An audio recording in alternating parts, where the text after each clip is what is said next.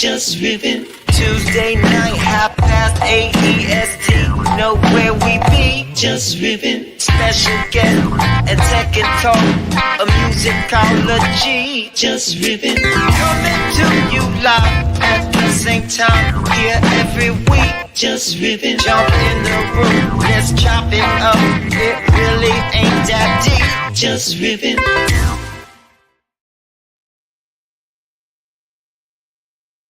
Oh, we're down here now. I was like not expecting us to be down there. I caught myself off guard. Welcome to the show, everybody. This is Hefner. This is Jus Riffin. I'm sorry, everybody. I'm a little fumbly today because I was not expecting us to be down there on the screen. But so at any rate, this is Jus Riffin. We do it every Tuesday night, 8:30 p.m. Eastern Standard Time. I'm one of the co-hosts, Hefner. I got my other co-host, Cookie Rabinowitz, in the building with us today. We have a special guest on our show today. We have Gaurav Sharma, from the CEO and founder of Hook Music app. So we're excited to have him here today. We're going to chop it up with him, get to know about what he's doing, why he's doing it, and all about the app. The app is really cool. I had some fun with it. You could do some really cool things with the remixing of songs. And so I found it really, really interesting when I tapped into it. Cookie, how you doing today? What's good with you, my friend? Cool. Been keeping it moving and having some fun doing the music thing and doing the daily life thing, and I played around with Hook too. It's pretty interesting app. I'm stoked to talk to Gaurav about it, and that's pretty much it. I had a fun gig last weekend. That was pretty nice. Was the last weekend? Yeah, Saturday. How'd it go? Oh yeah, that's right. You had a sold out gig. Tell us about it. It was pretty cool. Like, it was sold out. Now I was opening up for a more established act, so I don't want to make it sound like I sold out. I don't want to perpetrate a fraud over here. Although I would say I had a good amount of people out to see me, which was nice.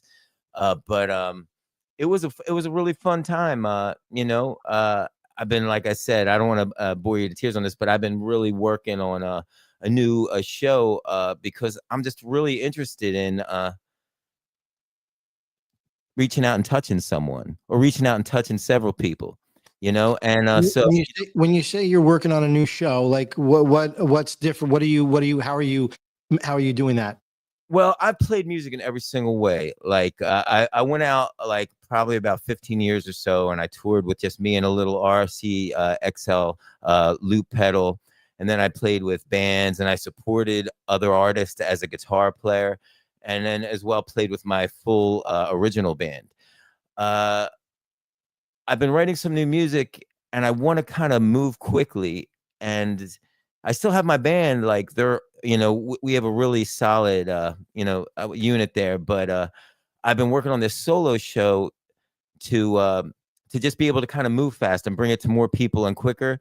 And then not only that, but I already did the thing with like the little loop pedal, and then the acoustic guitar singer-songwriter. I gave my love a cherry, with a ponytail clip on and that kind of stuff.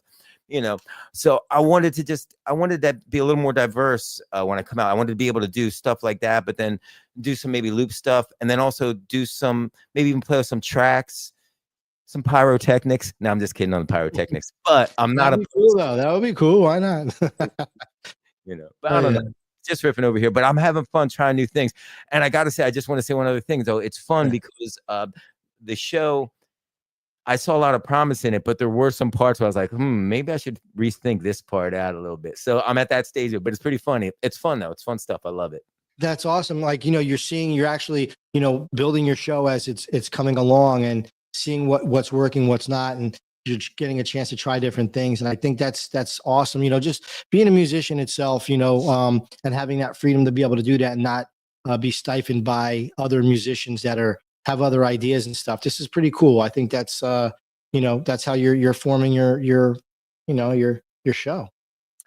For sure. And at the end of the day, we want to create what we want to express as artists, but I'm not gonna lie, like, I'm part of that is being very interested in, making people out there feel good. So it's not like we're creating for the people out there. We're creating we're expressing our own voice, but part of my own voice is making people smile. So, like, I love going out and doing it in real life and seeing if people, because you can tell if people are, first off, when I started doing music, nobody politely clapped.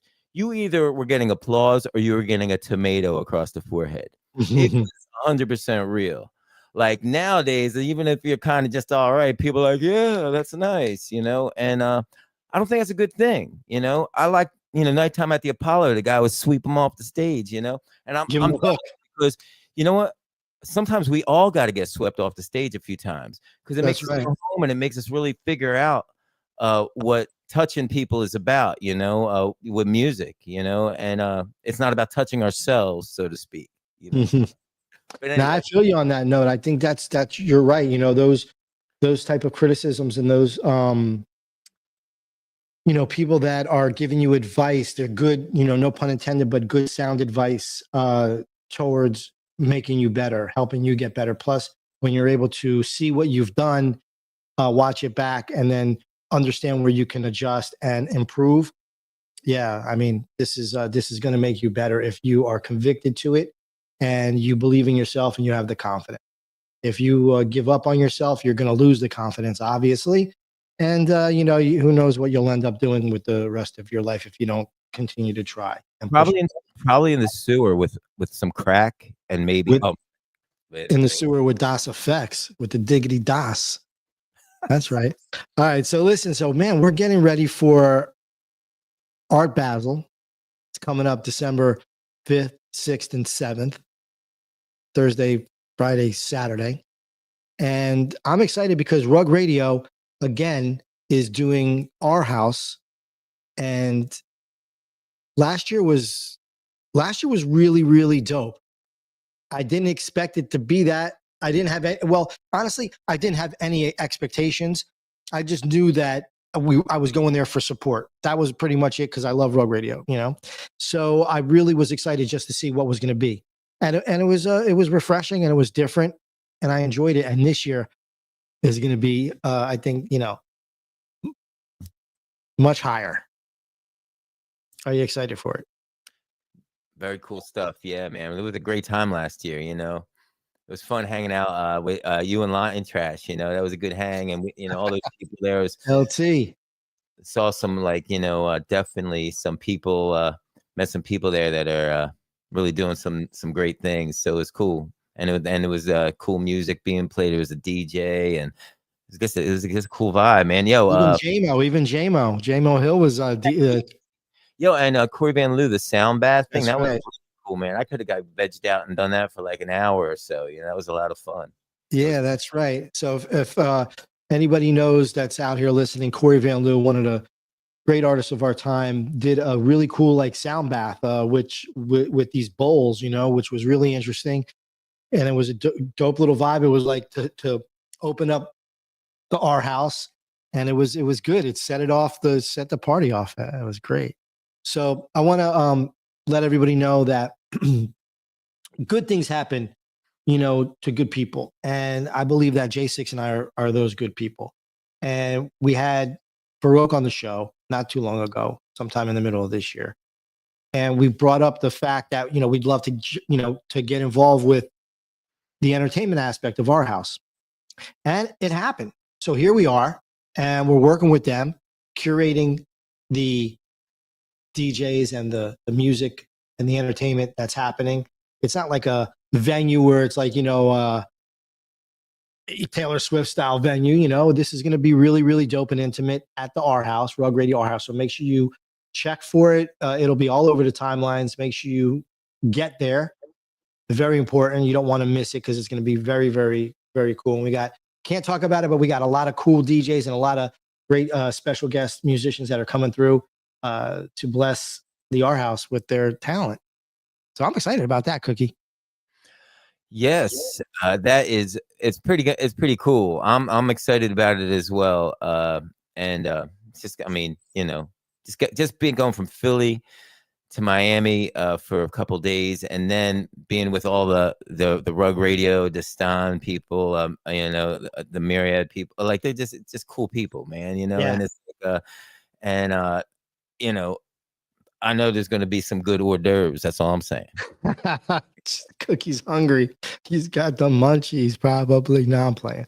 I'm excited. I'm really excited. I think I missed some of the hors d'oeuvres last year. Just, I don't know, it just wasn't the right time for me. I had taken line trash out for some kosher pizza, and yeah, it just wasn't right. But it was great nonetheless. I mean, I really liked it, and I'm excited to see everybody. I'm excited to meet, like you said, meet some people from Myriad, Destan, Decrypt. I want to meet all the devs.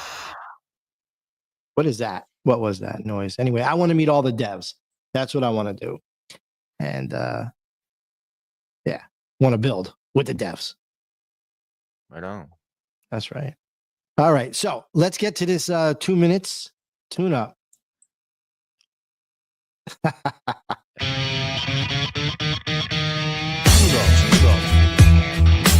2-minute tune up, where Hefner and J6 have 2 minutes exactly to respond to each other's topic of the week. Just riffing. All right, 2 minutes. You want to take this one?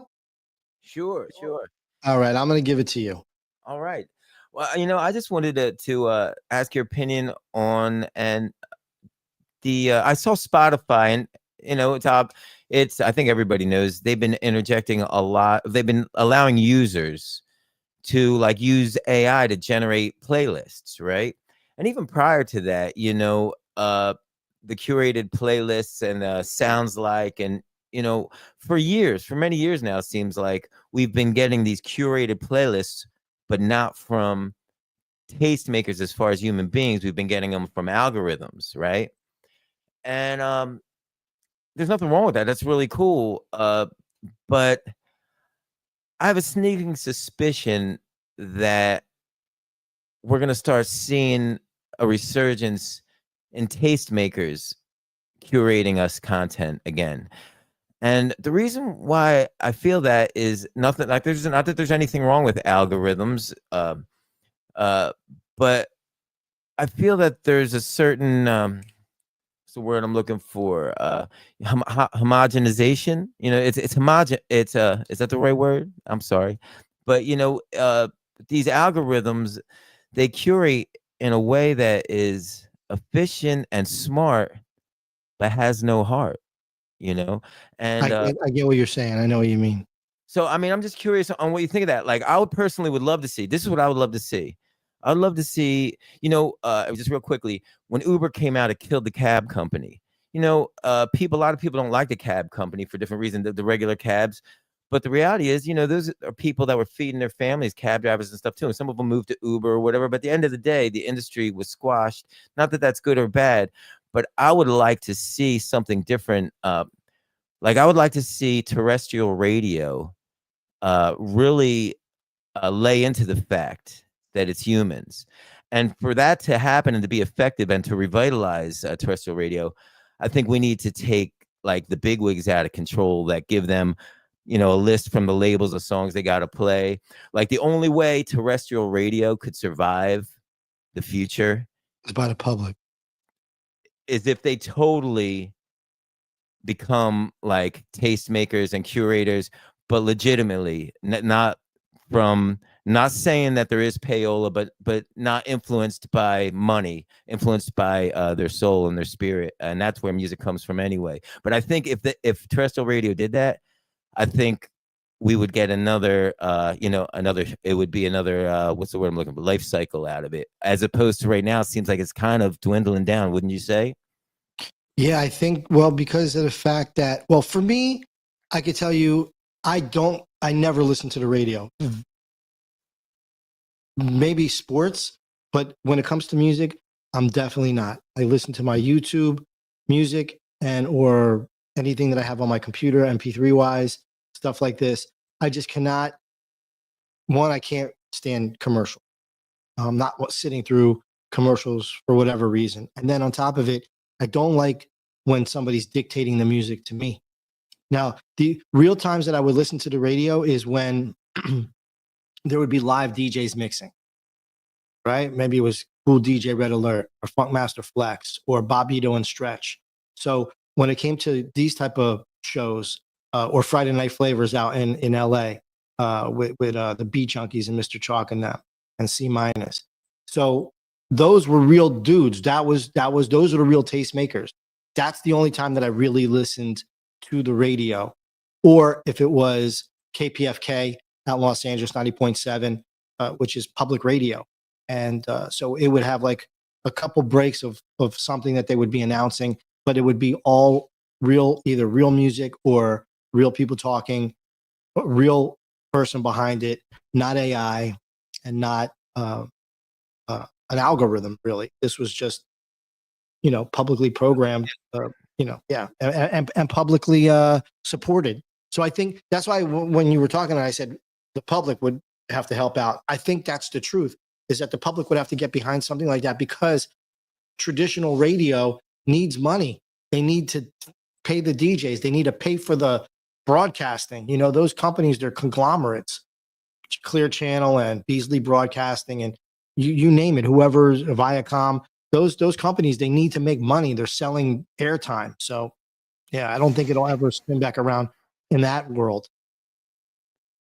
For sure. Well, and that's kind of the point I was making. Like, I think that style of radio is going away, and there's nothing anybody can do about it.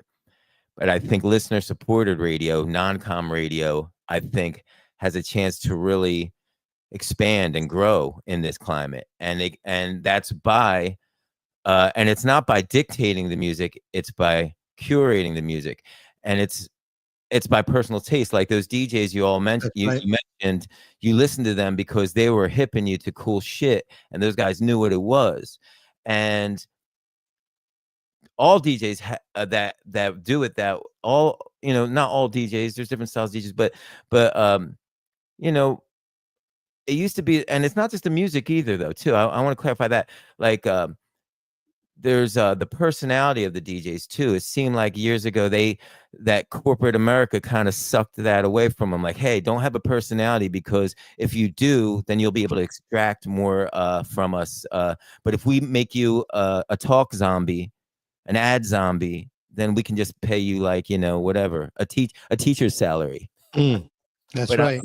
Yeah, I don't know. I'm just riffing, and I really don't know what the hell I'm talking about. Just full transparency. I'm just talking at the hip. But I actually, you have a good point, though. It's a valid 2-minute tune-up. It's a valid, thought. Nothing wrong with that, dude. I'm with you. I think you're right. It needs to go back to that. And regular radio is lost in that sense. They play the same music over and over again. Yes, it's just a trap you can't get out of. And then likewise, Spotify and the streaming platforms, you're getting the algorithms to choose the music for you, and they do it very smart. But once again, they do it smart, but without the heart. And you know what they say? I don't. True to that. All right. Let's bring up our special guest tonight, Jus Riffin. Ladies and gentlemen, this is Jus Riffin. We do this every Tuesday night, 8:30 p.m. Eastern Standard Time. I'm one of your hosts, Hefner. We got Cookie Rabinowitz here. We're powered by Rug Radio.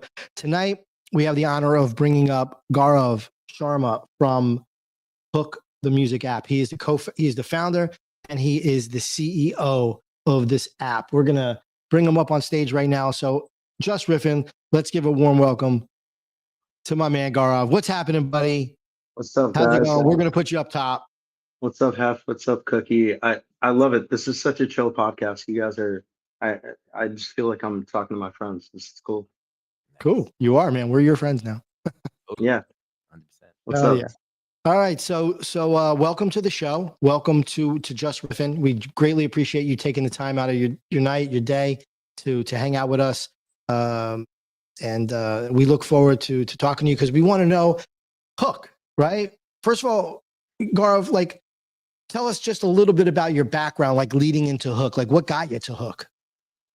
Well, I've always been just incredibly driven by music as a medium of expression.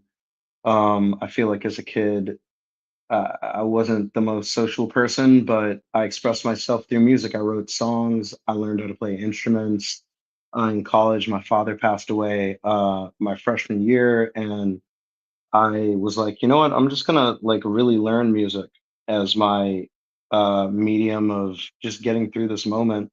Never really released any music. It was just my expression. And after college, I was, it was 2009, so I went and worked for a label and got fired like a month later, and ended up falling into a company that was just starting, that was digitizing music in India, and that somehow turned into one of the largest music streaming services in the world. Uh, we were Wow. the largest. Let me back you up. What were you Yeah, doing at what were you doing at the record label? What was your title I there? worked in A&R. I Okay. was like I was like, I mean, lowest of the totem pole. I started off as an intern in A&R at Columbia Records, got a job, moved to New York thinking this was going to be my life, and then a month later they're like, well, we're doing layoffs. Yeah, yeah. Um, yeah. What brought you there? Like when you said, okay, I want to intern, and then doing A&R, because A&R is finding you know new groups, artists and repertoire. So like, what led you there? What made you feel like this is something that you wanted to do, like bringing out new artists and finding new artists? And did you? I mean, back then, well, yes, I think the reason I got the job was because I just used technology to actually source my artists. Back then, like MySpace Music was a thing, Yeah, and I like made, so I studied engineering as well as music composition, and I made like a little script that would scrape all of the unsigned artists on MySpace Music, because they used to let you say whether you were signed or unsigned, interesting. and then cross-reference that with blog mentions, things like that. So like I remember as an intern, like just I was able to pitch artists like J. Cole, pitch artists like who else? That's dope, though, man. Doesn't So come to I mind, mean, but yeah, yeah, it that's turned into a cool. job. Turned into a Yeah, that's job. awesome. Yeah, Fuck yeah, bro. yeah. And also think like if you wanted to impact music, but not on the artist side, at least back then, it was all about being the A&R. Like, and so I studied composition, I studied marketing. I really wanted to be that person. But I happened to enter the industry at a moment of inflection, post Napster, all of that, and Right. all that whole thing just led me to Hook. That's awesome. So what was like one takeaway from the month that you were at Columbia that helped you with what you're doing now? Well, I think that was the first moment where I realized the tenuous relationship between advances in technology and the music industry. Like even like building that script, like I got a job from the head of A&R at Columbia at the time, she's still a really good friend of mine. Um, and and then I get the job, and I remember being in a meeting with the head of the label at the time, and they were like, "Well, this is cheating.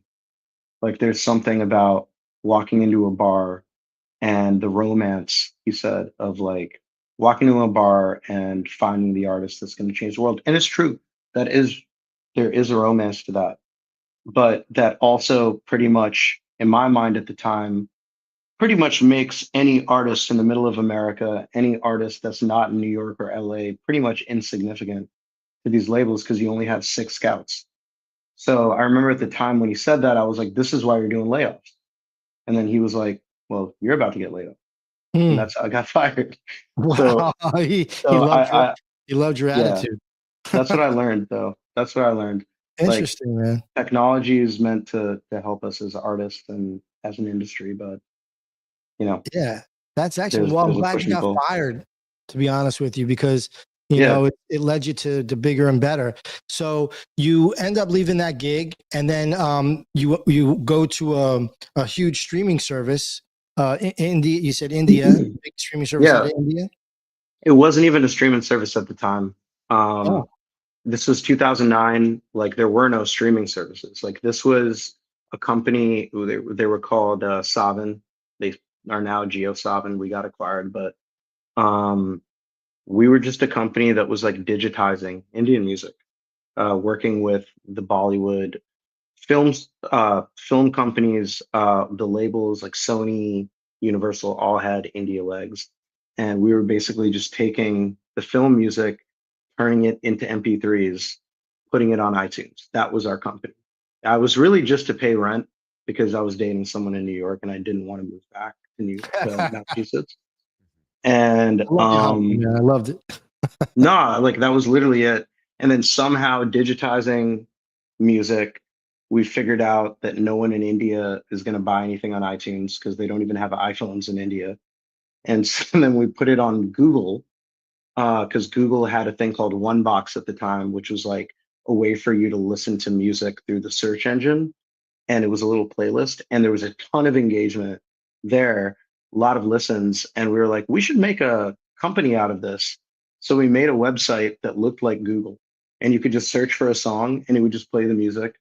And Cool. and Spotify at the time was like not even, it was in Sweden. We were like, oh, these guys, they're just looking at the Swedish market. Mm.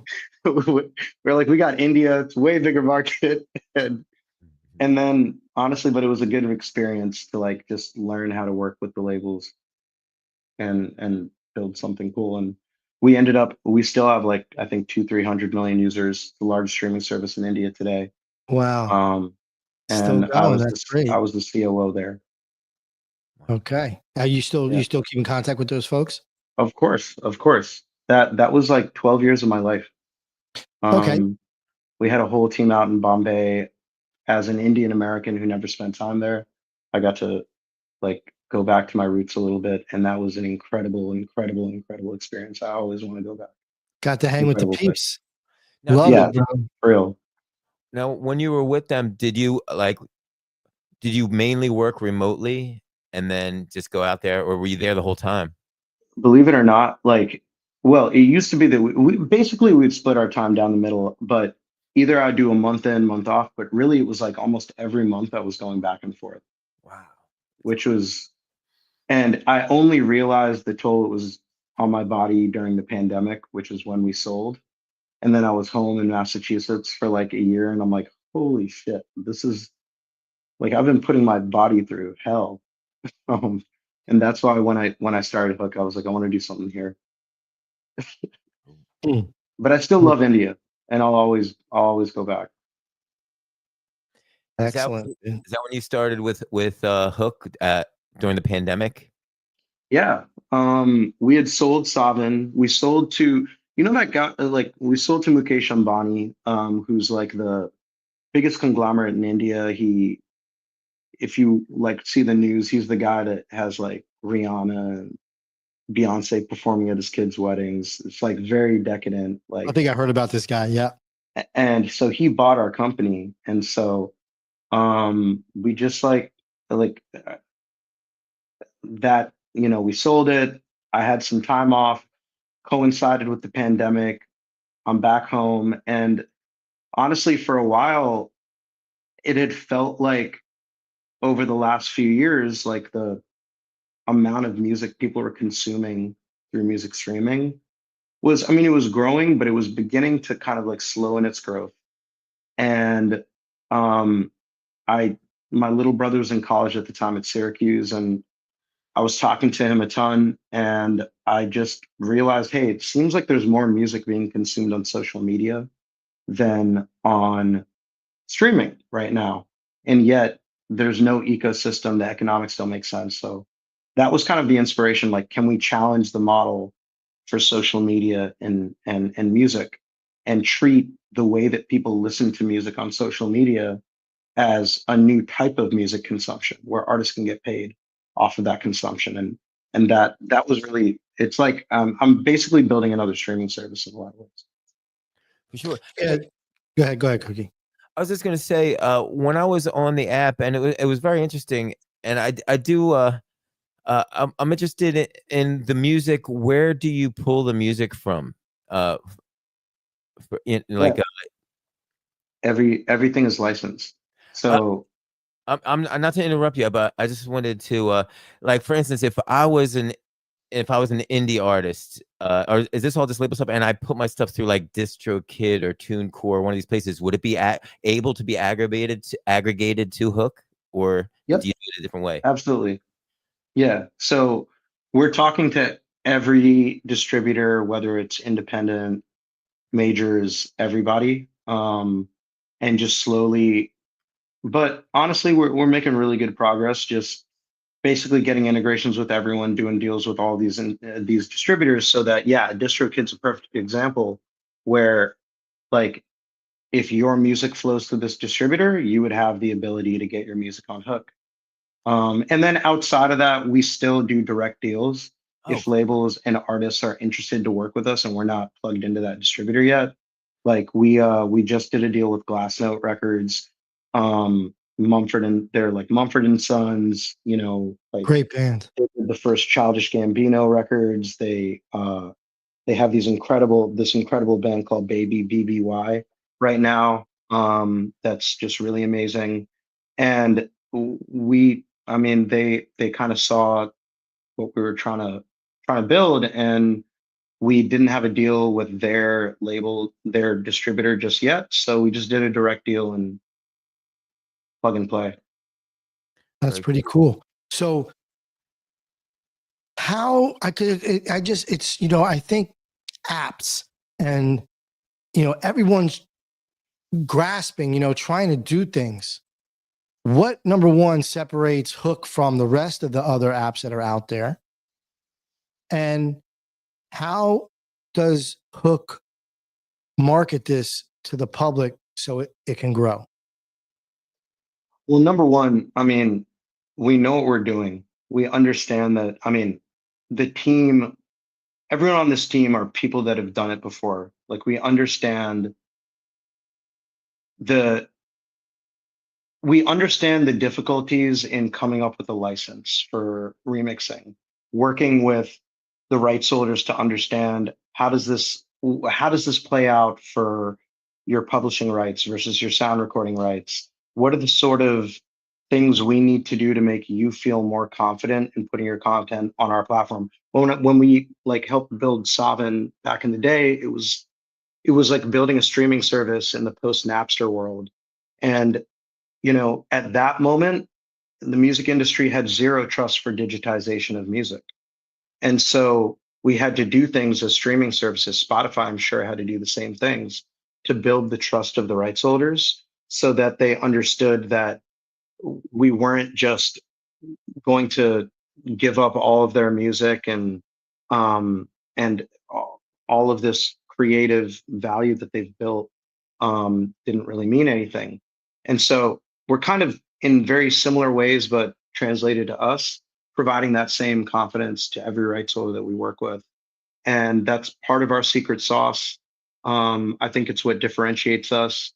Uh, and, you know, I think like outside of that, yeah, I don't think you need to be a musician to build a music platform, but you need to respect the art. You need to respect um, the creatives in general. Like I do think that if I look back on the last 10 years of music streaming and even my role in it and our business's role in it, I always thought it was a bit counterintuitive that these tech businesses that have such a stranglehold on how artists, you know, are going to monetize and build their careers, artists don't even really want to associate with them, right? You got like TikTok, no artist wants to be associated with TikTok.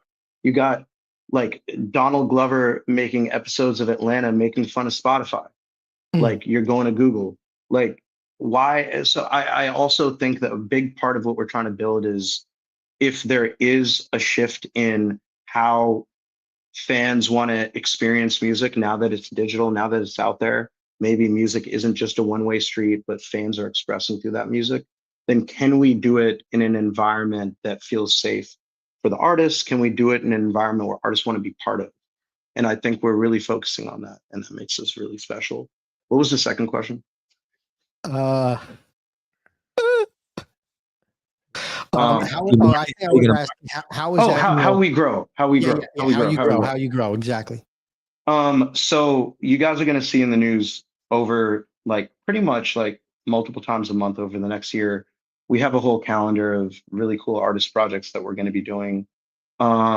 Whether it's working with an artist to say, hey, you're about to go on tour, your fans are, you know, going to your show at you know, Webster Hall in New York.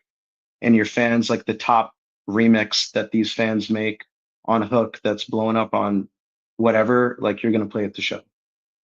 Just these sorts of activations that bring the fans and the artists closer. Okay. And hopefully that turns into something that the artist is like, you know what, I'm gonna make a full length version of this. My fans are gonna be part of that. That's So pretty we're gonna dope. do a lot of things like that over the next year. I like that. That's really, really fresh, man. You know, with the the way that this process works, and you're bringing in the fans. We've had, you know, we're doing this show, Jus Riffin, over a year now. We've spoken to a tremendous amount of great, smart people just like yourself that are doing things in Web3 and on the blockchain and, you know, with music and fans. How can you bring, besides this remixing in the app, is there any other aspects that you guys are planning on adding to it to have more interaction with the fans? And I'll give you like an example of what I'm asking, where I'm leading to is with the blockchain, you can do certain things as a musician and your fans.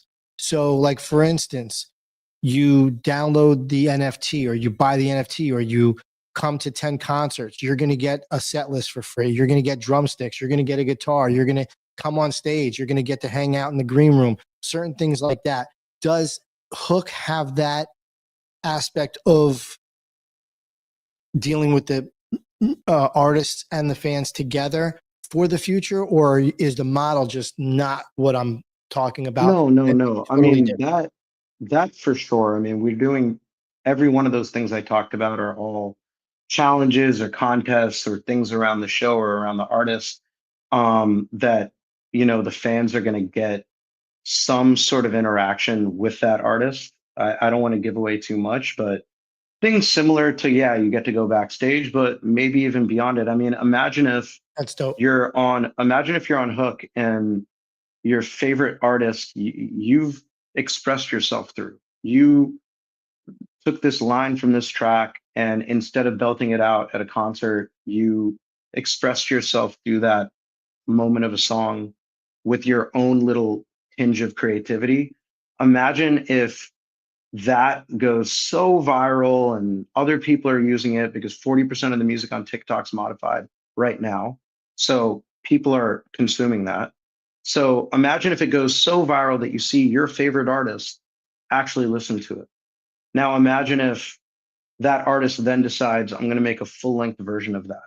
Instead of me putting out sped up and slowed down and 50 versions of a song, I put out, as an artist, I put out your version.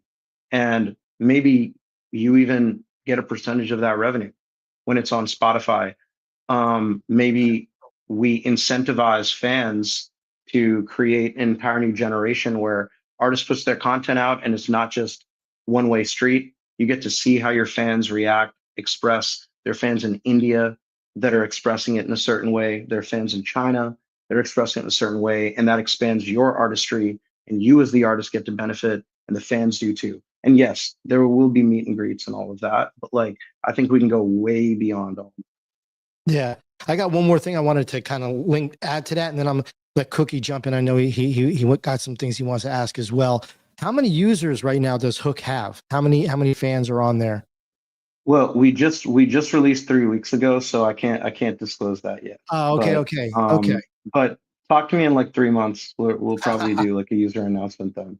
Excellent. That's good. But I mean, you could tell us like you're getting great. How's the feedback like from the people that are using the It's been app? great. In fact, like for the last month and a half, for the last actually 6 months, we partnered with a few of the like biggest creator agencies and creators in general that are currently getting paid by the labels to post derivatives and all of and remixes and things like that. And we were like, let's make sure this is right by you guys first.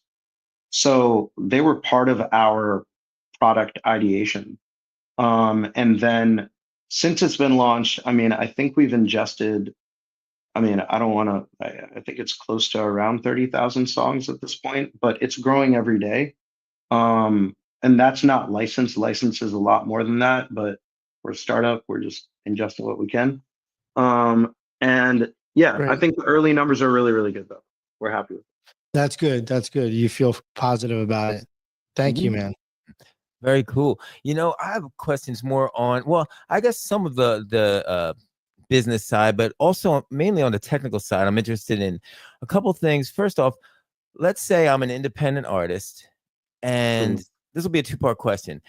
And I have my mixes. I do it all at my home, and I don't really care about like the pro royalties, the publishing, the copyrights, any of that stuff. I just make my music, but I want to give it to you guys. Now, do you guys use AI to separate the tracks and make it remixable, or does the artist or the labels give you those separate We tracks? partner with another company that allows us to do the stem separation today.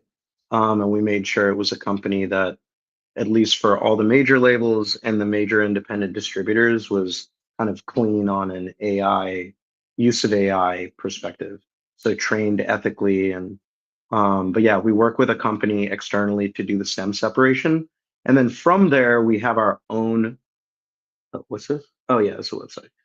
From there, we have our own proprietary algorithms that we've made that are not like, I think from an AI perspective, to tell you the truth, we actually built an algorithm that was, it took us 3 years to make, but it was built off of just my own knowledge of Western music theory, along with people on the team. And it's fully patented and clean from a machine learning and AI perspective. Now, we will, over the next year, begin offering rights holders the opportunity to lean into some of the more AI, generative AI features, but it will be something that is like, you know, with its own separate license where the labels feel comfortable.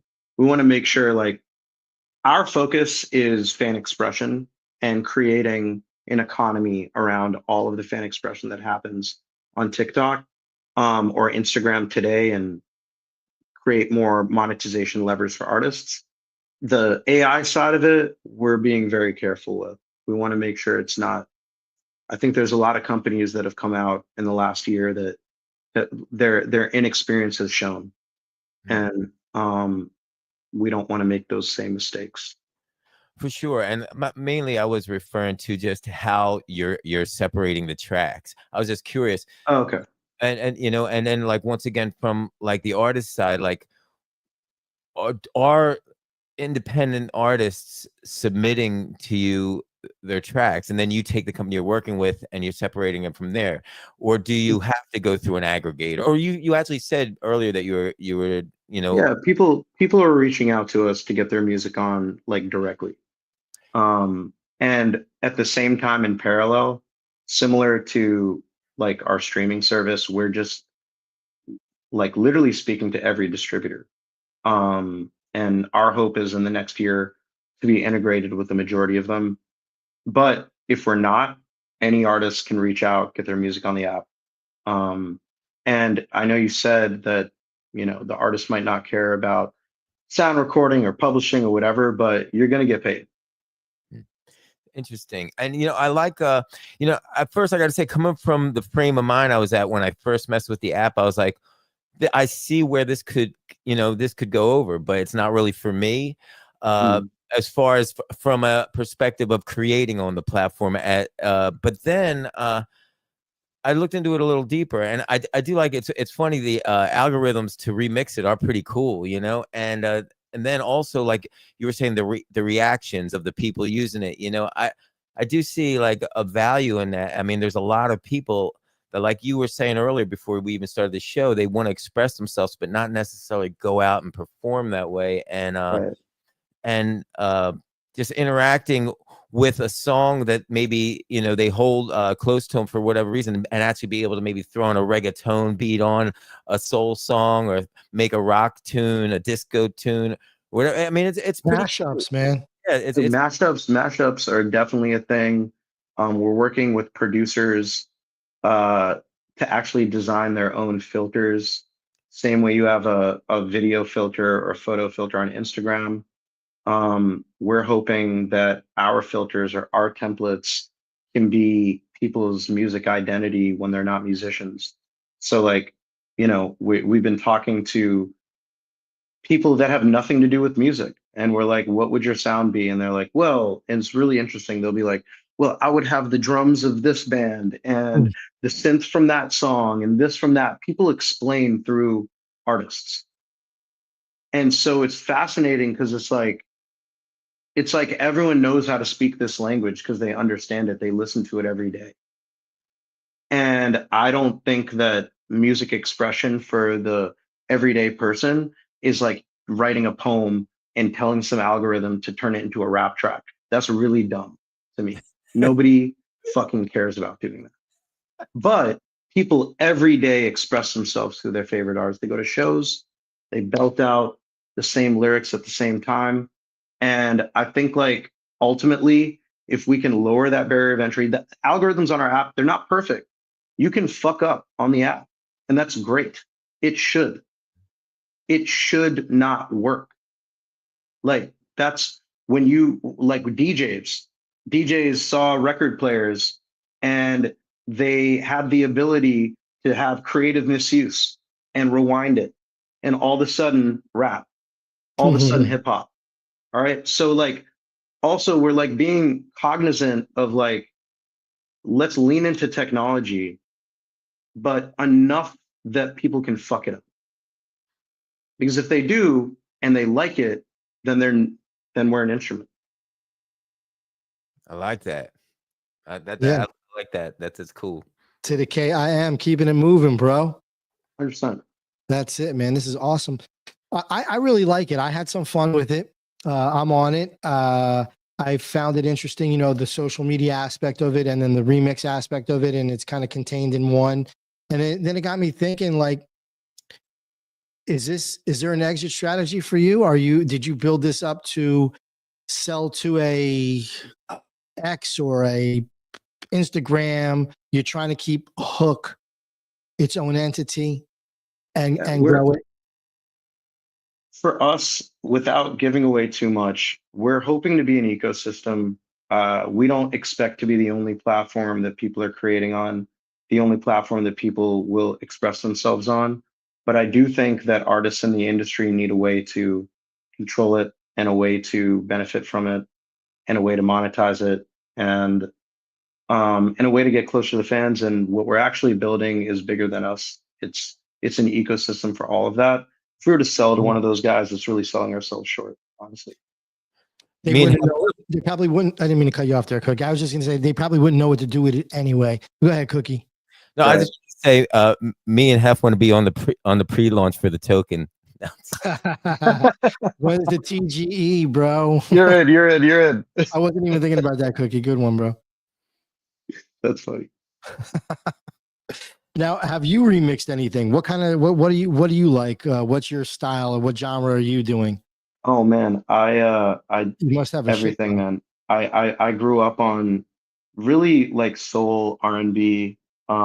Stevie Wonder is my favorite artist of all time, but at the same time, I think like as like we're all hip hop fans here. If you're a hip hop fan, especially as you kind of progress in your hip hop fandom, you like inevitably become it's my amazing girlfriend, Andy. Hey, what's up, girlfriend? They said, but if you're a hip hop fan, you're inevitably a fan of every genre that was ever sampled in those tracks. And I think in a lot of ways for myself, I grew up on like definitely like the Kanye soul samples and all of that. And that led me to go down like a rabbit hole of like trying to understand a lot of blues, Chicago soul, like all of this sort of stuff. And It opened you up, right? it opened me up. But I think for me, my remix is like the genre that I'm most attached to is hip hop and personally. And and outside, and so any sort of remix that's kind of like juxtaposing that with something completely in left field. A lot of ways, I think like this app is hip hop because people are just able to experience music that they maybe heard as a kid or whatever in a new way that kind of bops. And so, yeah, that for sure. And the other genre I really like is just just punk rock. I think that was like the first album I ever bought was Dookie by Green Day, and I learned how to play like When I Come Around, just four chords, power chords, and I thought I knew how to play guitar. So yeah. It's great, dude. Well, I think it's cool, man. This is awesome. Now, I want to ask Cookie something. Cookie's a singer-songwriter, amazing musician in his own right. Cookie, is this something that you would contribute to? You know what? I was thinking this earlier, and years ago, I wrote this song, and I really loved the song, but the way I produced it, I never liked the way I produced it myself. And what I did was I made it CCO, and there was a Creative Commons music site at the time. Pardon me, my dogs are barking. But I put the song up there, and I had a little remix competition. I'm going back many years ago, and it was cool because these people I knew from all over the world, and it wasn't like hundreds of people, but it was probably about 20 or so people remixed this song. And what I was thinking when I was looking at this app, but more so when you were explaining and talking about it, I was thinking, a lot of artists have done that, had remixes, and this is like the quick start to that. It's like the fast track to doing that. Then, well, the short of what you said, I think it's really awesome, like for a guy like me or a singer songwriter to put their song up on Hook and then see what people do with it, because like you were saying, Gaurav, earlier, like the artists themselves might hear that version and be like, maybe that might be a way I need to lead into, Yeah. And, so anyway, yeah, I think it's pretty cool. Like, Awesome, Awesome, the other thing dude. I want to say is like we specifically, part of the reason why we wanted to lean into kind of short form music is because I think it creates these like built-in guardrails where if it's a 30-second remix that a fan's creating, it's honest from the fan side because it's their self-expression, but it's also not like we're letting these people take this track and completely reimagine it, where it's its own song in its own right. You know what I mean? So like that was a really important thing, is to kind of create those physical guardrails. Now, what was the purpose really of doing that? Because some people might want to remix hear the whole remix. What if they're a DJ and they want to remix some stuff and they're going to be playing in the club, and this is like a song that no other DJ is going to have because they're the one that remixed it? It's kind of a one of one for them. So what about something to this effect? First of all, we have some integrations we'll be announcing in the next couple months with some DJ tech companies where all these hooks will be available to DJs to play. But Nice. Everything on Hook is less than 60 seconds. I think, like, for me, our view on it is if you're a fan that's made something, DJ finds it pretty cool, I think it would be a cool experience to be at a club and all of a sudden you hear something, you're like, oh shit, that's me. And I like it. 60 seconds is enough, honestly. Like, let's leave the full length for the artist. And for this, I presume because it's that 15 seconds, that TikTok, that quick, ADD of the viewership, they want to check it, they like it, they move on. There's been so many songs that have caught wreck, I say, just went viral, and it was 15 seconds of something. And we all know it because we've seen it on these other apps that the song is like, like just getting played out because everyone attaches to that song. Now they want to have their little video to that song. So I get it. I understand that aspect of it. But the artists don't get paid on all those replays. That's the problem. The artists don't get paid on all those replays. That's the problem. So it's like, Spotify, as much as they don't get enough credit, in my opinion, maybe bad thing, but like, they don't get, 70% of Spotify's revenue goes to the music industry, to the rights holders. 70%. That's why they're not profitable. 70%. And then it's like, there's more music being consumed on TikTok. Almost half of it is remixed. Go and look up for yourself how much money artists are getting paid off of that. Nothing. Zero. Well, yeah, because it's in that second window, right? Like that's the reason. We're treating it as promotion. Yeah. And that's like the exact point of what we're trying to break here is like, let's challenge that. Let's take a consumption based streaming model to this, even though it's less than 60 seconds. It's consumption. It's let your fans drive your consumption. Artists can be fine with it if they're getting paid on it. I mean, not to like make it, only about money, and it isn't. But I do think that we should treat this type of consumption of music as its own unique type of consumption, different from music streaming, and artists should be able to benefit from it.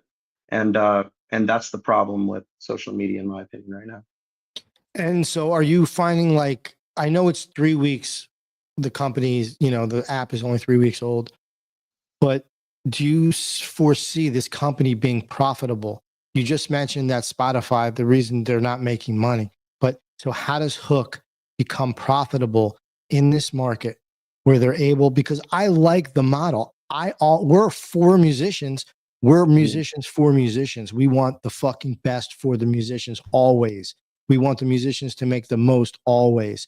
How does Hook survive with this? There were a lot of mistakes that we all made with music streaming. Like a lot of mistakes. The labels made mistakes in the way that they kind of cornered streaming services in a lot of ways into the deals that we had.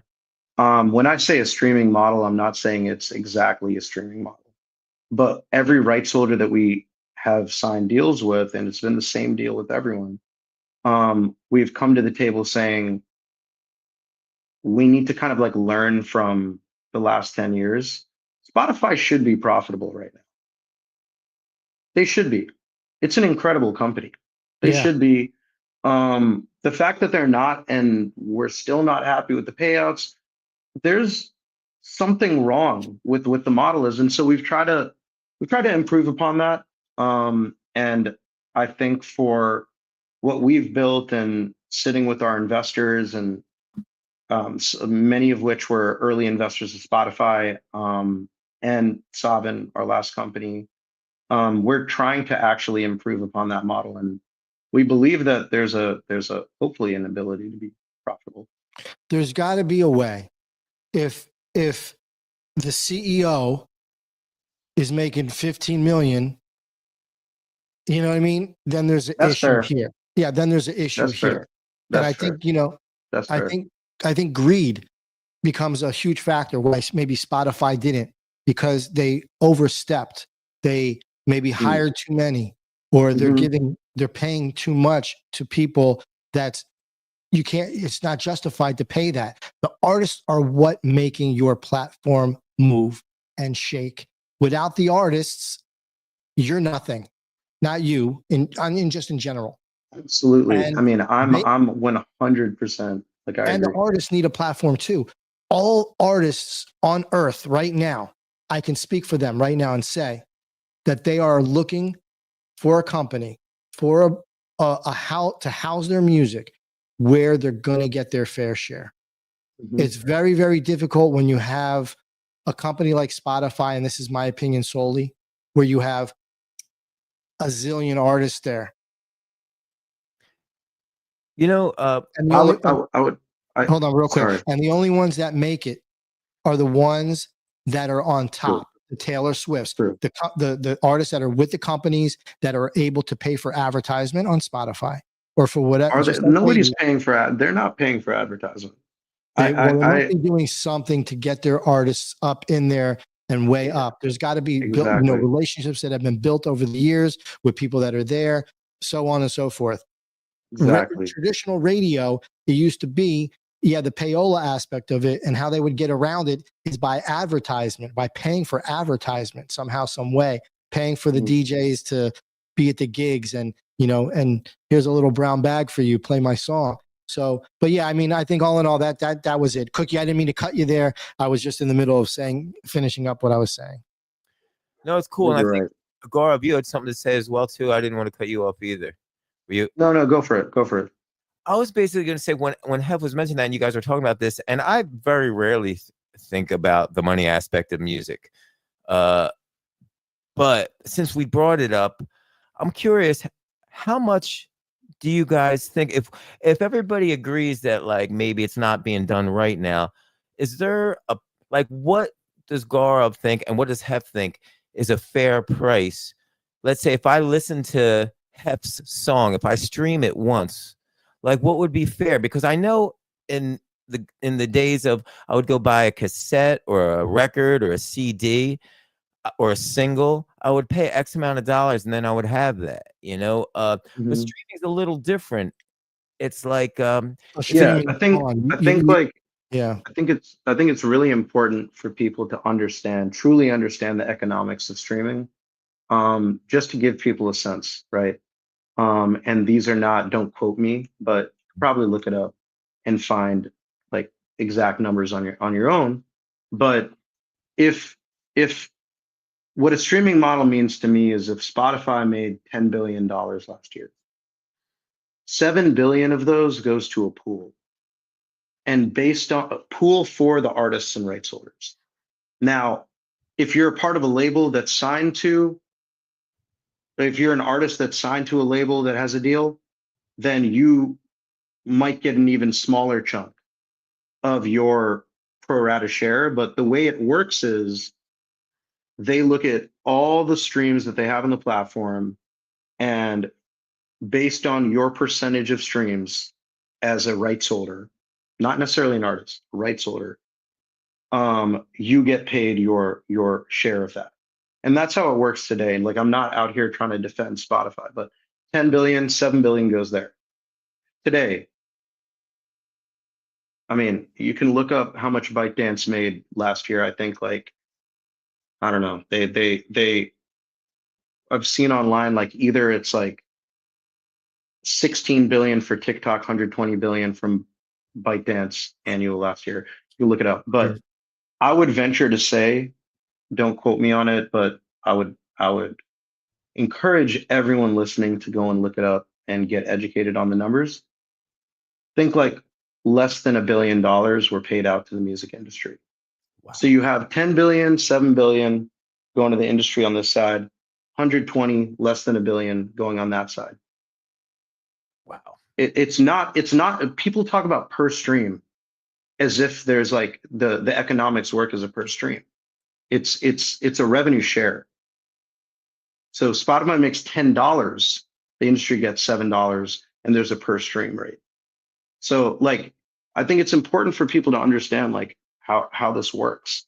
I think the revenue share model is right, but I think that where it breaks is half what you were saying, which is like everyone needs to be treated as equal, you know. Everyone, whether you're an independent, a major, whether you're Taylor Swift or you're you know, an artist on DistroKid that's trying to get their music out there, you need to be able to have a fair shot, whether you're getting positioning on playlists on Spotify or recommended or whatever. In our case, I think the beauty of what we're doing is it's a different flavor of music consumption where you're really leaning on your fans. You're leaning on your fans to express through it. Because at the end of the day, we can't force like my girlfriend over there to like express explicitly through this one artist. Like at the end of the day, she's going to be driven by the artist she's driven in. And the more that she does and other people do and express, then that artist is going to get a bigger share. And that's the model I'm trying to build. Yeah. I think also to add to that, it's also the song, right? The song has to be good. You know, a lot of times there's, especially on these big conglomerate style platforms, there's just a plethora of artists and not everybody sounds good. Not everybody has that professional mix. It's somewhat like a numbers game for Spotify. They don't, I think in my opinion, they don't give a shit about who's on their platform, just as long as there are people on the platform and people are using it, because Spotify makes money no matter who's being streamed. That's right. That's true. So for them, it's just a numbers game, and they'll take everybody and anybody. I think it's hard to curate a platform, because then it becomes some sort of dictation that you're dictating to the audience, that these are the audience that you can only use. And, just because you're like, John Doe over here, sorry, we don't feel like his music is strong enough to be on our platform. Something like this, I just don't see happening. I just don't see it. But that's the only way I feel like something like that would work. So that way, actual real musicians will be able to make more share of what's happening, because there's less people in the pool. And you said this before I came on. You said you were talking about how like you think there's going to be a reaction to like all these playlists and AI driven recommendations, where there's going to be more curators. And I think like if I'm gonna say that there's been one benefit, at least to some of what we've been seeing on social media, at least from my side, is that's where a lot of the curators are right now. There are a lot of people that follow certain individuals because they just post cool tracks, and that's how they're discovering it. And that's why labels are even leaning into that as a marketing medium more than even streaming services, because of exactly what you said. I think the industry is moving to wanting to have curators. And I don't know like how we necessarily fit in there. Hopefully we do, but I think I do agree with that point. I think that there's going to be more curators and people actually becoming tastemakers again. Sure. And let's get back to the revenue share thing for a second, because I do understand, I understand that it's logical to have a revenue share as opposed to per stream. But nevertheless, I'm just curious as a question, as an abstract view on how it could work, being that this is the old model of physical music. I was just interested in what Hef and Gaurav think a fair price per stream would be. 1 million. Yeah, $1 billion, man. I mean, like at the end of the day, it's a tough one because I think like it needs, look, I think it needs to be relative to the stage of the business. Like if you're gonna, as long as the artists and the rights holders have an even and fair shot of getting their percentage, their earned percentage, and that's something that people hold as like a necessity, and nobody's getting, a bigger chunk of the pie than others.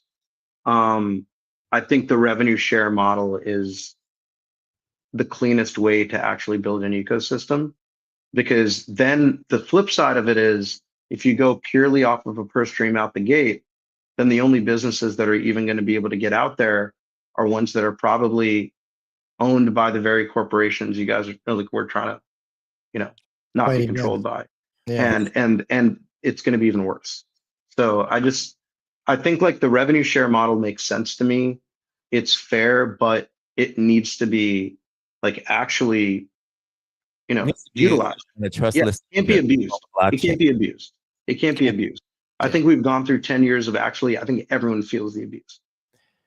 Yeah, I mean, I'm just leaning into and once again, I understand the revenue share model, and I believe it's the way, but I believe it would have to be, audited. Maybe they have. Is there something they have? That's an interesting idea. Have you ever heard? I hear they're working on something. It's called a trustless ledger. They do it somehow on computers. It's like a block string or something. What's it called? Block string. Have you ever heard of this? I'm not familiar with it. Blockchain. No. You never heard of the blockchain? I know blockchain, obviously. But I mean, it just seems like it would just be the way to go. It would be trustless, and it would be. This is the problem. So we know this. We know Spotify. We know they use library music people to pad the stats on their playlists. Everybody knows that. I'm not shedding any new conspiracy. Yeah, of course. And then also we know that the labels have all had partnership deals with Spotify. And then we all know that the indie guys now need 1,000 listeners every month to get paid, not 1 month to be, on the charts. Like they need to do that every month consistently, which is strange. But and I'm not trying to bitch about that, but it seems like the only fix for this would be a trustless ledger known as the block. I fully agree with that. I agree with that. I think it's a perfect idea. I think a third party standardizing this um, is the most fair way to actually like ensure that artists are getting their equitable share. I would 100% have something like that um, like integrated with Hook. I think that's a great idea. Let's do it, man. Let's do it. I think I'm it's a great sorry. idea. I mean, it's actually the only idea. Because at the end of the day, it's also difficult for the companies too to like have to. I mean, my last company, like our label relations team, like the amount of people that wanted to quit their jobs for the. I mean, we were an Indian company, so like if you could just imagine what like. I mean, not to speak badly of anyone, I'm not, but like look, they were not very polite. The labels would call up the company and be like, I need to be XYZ. And it was pretty aggressive. And I think doing something like this as a third party that's separate from everyone, and it's just a governing way of saying this business is treating everything fairly as one, is a way to kind of police it that keeps the business out of it too, and gives us an out. So I like that. I like the fact that, and I wasn't really thinking of it this way, but the way you put it as a third party, because I'm thinking as the companies have it built right in, but it makes even more sense as a third party, and they Yeah. just integrate into the different platforms. That's what Yep. they do. Yeah. Yep. Yep. Absolutely. That's why sometimes, like, when you try to do too much as a company, you're trying to build too much, it fails because you're trying to wear all the hats. 100%. You need a village to make shit happen.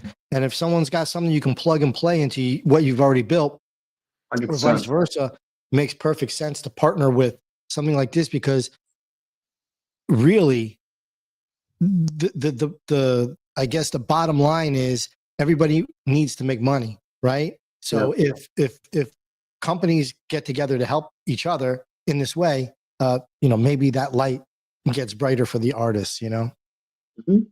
Yeah.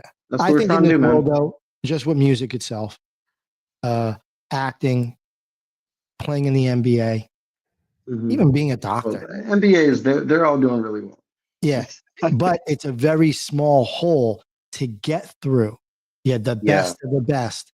And there's so many musicians too that get left by the wayside because they didn't have that relationship, or that A&R never made it out to Arkansas to see that dude play, right? Mhm. Because who Mhm. the hell's going to Arkansas for that matter, Mhm.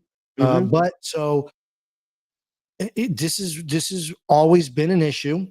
It will be an issue Mhm. until somebody breaks that mold for artists to really get paid and get their shine on. We talk about it a lot too on our show, where we're always grassroots. We always end up finding ourselves going back to the grassroots aspect of it, because that's really that whole that old saying, that your grandparents would tell you, like, if you don't do it for yourself, no one's going to do it for you, right? Mhm. And I think this is a lot of truth behind this. You really do got to push yourself. You can't just expect people to find you on an app where there's a million other artists. You have to do something that will allow you to resonate and be compelling. And you got And to do that yourself, unless you have a team or a lot of money behind you. That's all. we're gonna do our part, and you guys can hold me to this. Like I can talk to you guys a year from now, but we're gonna do everything we can to make sure that artists have an equal opportunity to building their careers on our platform. Right. And Are so, you as you leading it? guys, Go ahead. I was just gonna say, as you guys talked about, like to that point, like if we're not integrated with a distributor or whatever, someone wants to be on the platform, like whether you're independent or with a label, every every content owner that gets integrated, whether it's a direct artist label deal or distributor, we have a team that sits with them and asks them about their priorities. And so I'll even say, like, you know, anyone that wants to be on this platform, that's going to be core to it, whether they're a bigger label, smaller label, independent, whatever.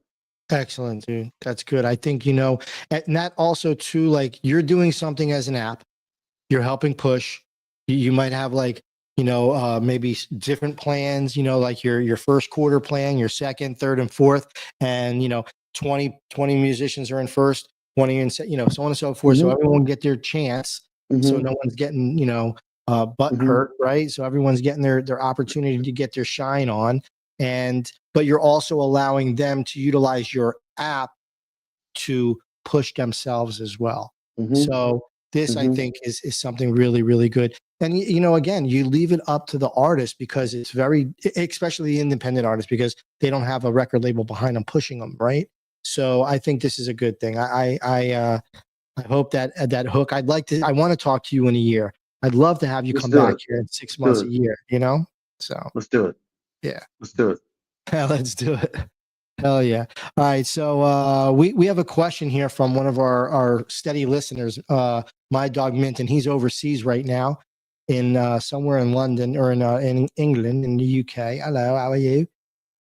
So he asks, is there Mm. any role an intermediary, almost like a label, bringing artists to hook between artists signing for them up themselves or labels signing them up?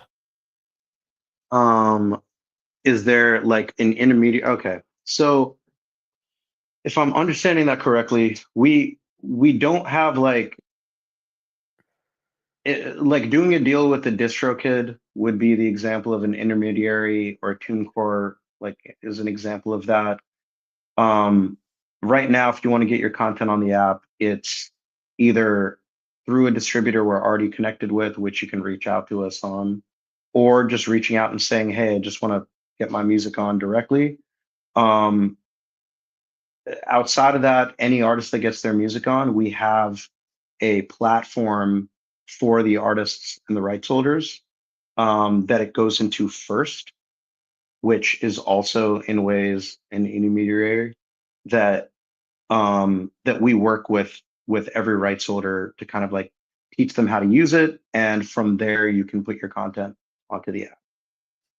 But getting that deal in place, like either direct deal or through the distributor or label.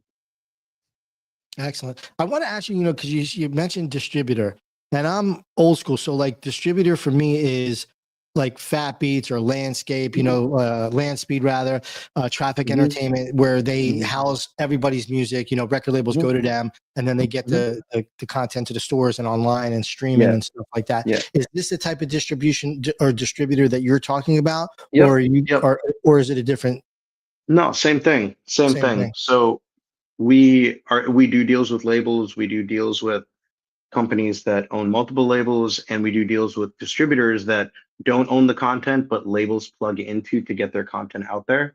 Yeah, um that to us was the quickest way to like make it easy for artists to put their content on. And the reason we go this route is because distributors typically have like a standardized way of like sharing, all the metadata, or making sure that all the content being shared is secured. Security of content is really important for us. So yeah, we've spent a lot of time. Our first order of operations was figuring out how to plug into distributors at scale. And then we started figuring out how to do direct deals with labels. that's excellent, dude. I think it's really, really cool. It reminds me, I don't like to talk too much about what I've done, but it reminds me of something back in the day, right before MP3s were really, big thing in Serato DJs and stuff, Hmm. where it was just still vinyl. Um, it was partners in a record shop out in Los Angeles, and we would see bootlegs coming in all the time, like Hmm. because there was like dope '90s hip hop that was maybe Hmm. on Payday or Delicious Vinyl record Hmm. labels, right? And the music was really dope. You had like the Far Side and Group Home and like just so many different like groups that were on these record labels that were being bootlegged, and the artists were not getting paid. The label wasn't getting a cut. And this was Hmm. physical product. And it Hmm. got me thinking, like, man, I should reach out to at least one record label that I'm seeing here and see if we can actually go and do remaster the actual records for that day and time and release them from the original masters to where the Yep. artists are going to get their pay and the label would make their money again. And it would be a resurgence for that label as well. It actually happened with Delicious Vinyl. And we dope. released so many different things. And even instrumental albums from like Bizarre Ride to the Far Side and Lab Cabin, California, that were never, ever done. I think DJ M-Walk was DJing for them at some particular point, and these instrumental albums were made strictly for him. So that way that he can play the music, because this is Right, before right. before CDs, before tracks. So he could play the actual songs on the turntable while the guys are rapping. But this, what you're saying, reminds me of that, because that's what it is. It's bringing the you're getting the actual curated music from the distributor that's legit and that's real, bringing it over to your app. It's integral to making it, like, if you're gonna actually provide any sort of opportunity or revenue or if you're gonna give anything back to the artist, it can't be just like MP3s getting sent over an email. Yeah. It needs to be through a distributor, and we do direct deals, but we go through a whole process of like even if you're sending us stuff direct, we need to get this, Yeah. like, so that who the songwriters are, everything, so that all rights it's legit. are exactly. Yeah, everything is in order. I think that's dope. Now, are you guys, so this is a form of, let's say, A&Ring, like gatekeeping somewhat to make sure that no crap gets on your No, not A&Ring from a content perspective. Because I mean, honestly, it's a good question. It's something I struggle with, because on one hand, it's like there's so many kind of up and coming artists that I think are still early in their development. I don't want to gatekeep in terms of us saying this shouldn't be there from like a quality of content perspective, because like I'm also, I'm older now. Like, what the hell do I know or the team knows? Like, so I quite honestly, like we want, like, as long as it's legal, as long as it's yours, you should be able to get it on the platform. But and let people kind of see if they want it. And again, it just goes back to the thing we were talking about, which is just we need to hold ourselves accountable on just making sure that everyone has an equal opportunity to get their music out there. I applaud that. Cookie. That's it. That's awesome. I love it, man. And I think it's I think it's a cool cool piece. Like, I'll tell you what, like, I'm actually interested in, I'll throw a Cookie song up there, see what happens. Let's do it. Like, honestly, we can link like after this, or like if you want to email, like we'll get you set up with our artist team so you can actually see what we're doing with all of the content owners and artists that get their music on platform. I'd love this process. And it also seems, just to another look at it, like, and we always hear these statistics and they sound wild, and I'll try to keep it quick. I know we're coming to the end of the show, but where I saw a post, it was something to the effect of in 1979, the whole year of 1979, like, that's what's uploaded in new music in one day. Like, in other words, the entire amount. Yeah, it's crazy. Kind of statistic of like that. But anyway, so this is kind of what you were talking about, but also what you were saying, the list of things that you go through, like with the artist, to make sure everything is, all the T's are crossed and the I's are dotted.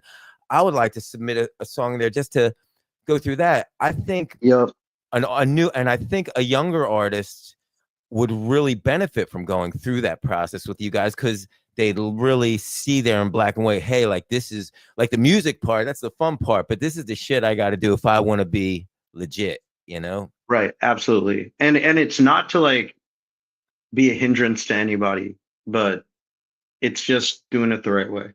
No, it's awesome. And I think it's awesome that you guys kind of, we kind of onboard artists that way. And I'm sure a lot of young artists now are just so sharp and they know all this stuff. They know to get all. Honestly, yeah.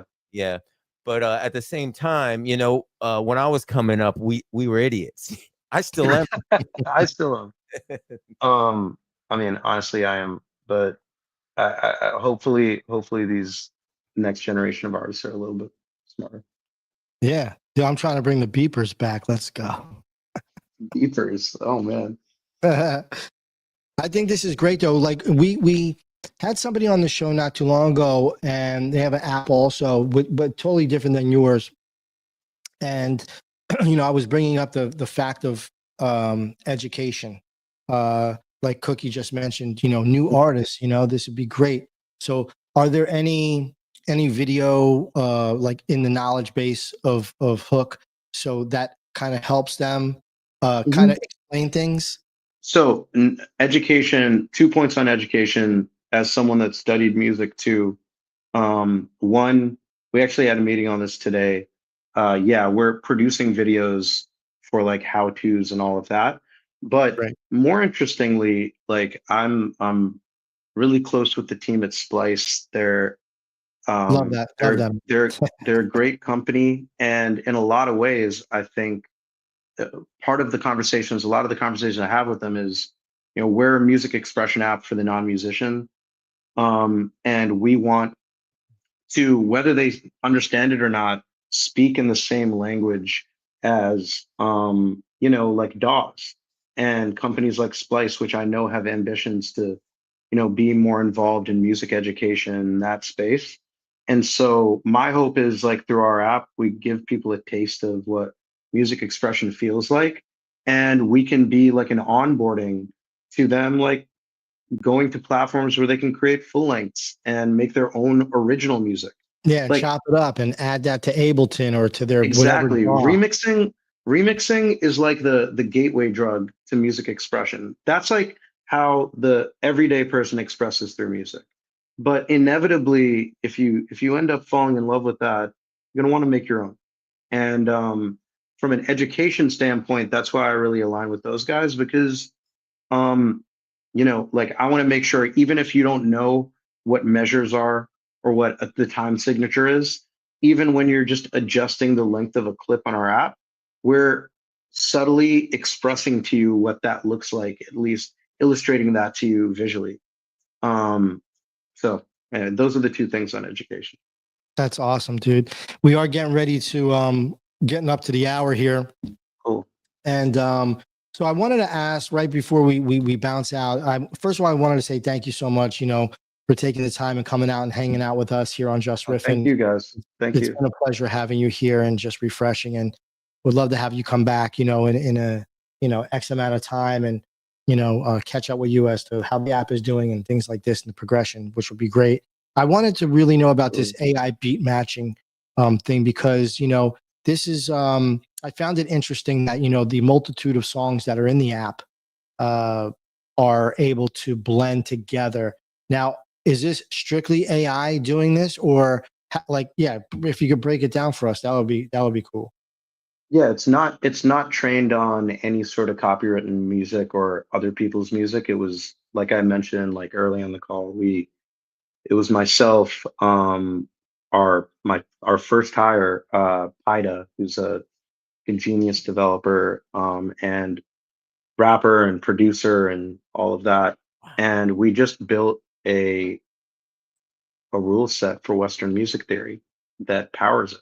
And we've patented it, and it's not trained on anyone's music. It's not perfect, Yeah. but we spent a long time on it. And that's like the baseline feature. Now, of course, like over time, like I mentioned, we'll eventually start opening up and releasing more features that have um, better applications of generative AI. We actually hired one of the senior generative AI music developers from ByteDance, and we're working with that person to build more ethical applications of it. But we wanted our baseline feature set that's available to all rights holders to be just, yeah, not really trained on anyone. So all the beat matching stuff, chord matching, all of that is like just us working on it for 3 years with our own content. That's fucking legit. I love it, man.